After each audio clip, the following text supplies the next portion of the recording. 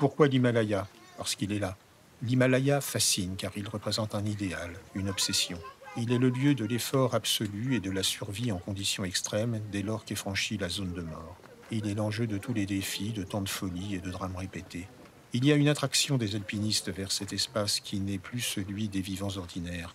Il y a l'émotion de gagner le sommet au risque de glisser sur le fil. Il y a un objectif, revenir et retrouver les plaisirs simples de la vie. Mais il y a un terrible revers à la médaille, celui d'abandonner son compagnon et de ressentir la faute de lui survivre. Émilie Brouze et Bérénice Roquefort-Giovanni se sont lancés dans l'hiver en Himalaya, un défi lancé aux éditions Glénat pour comprendre le désir d'Everest des hommes et des femmes engagés dans une spirale de surenchère et d'entêtement.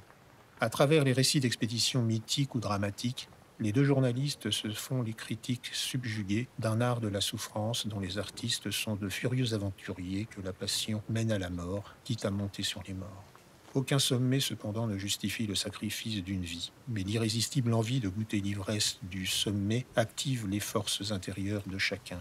En hiver, le défi est lancé à soi-même pour dépasser sa peur, dominer le monde, s'échapper des contraintes ordinaires de la vie d'en bas.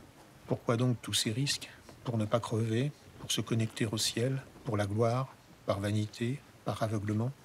Dans ces expéditions, la douleur est la règle et la mort familière.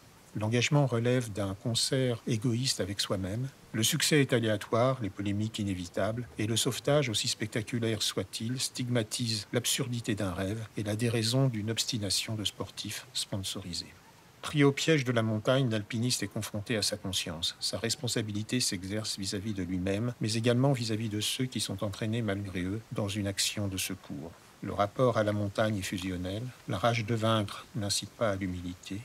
Au-delà de la fascination, il y a la fuite vers un autre monde où rayonne le soleil sur les neiges éternelles.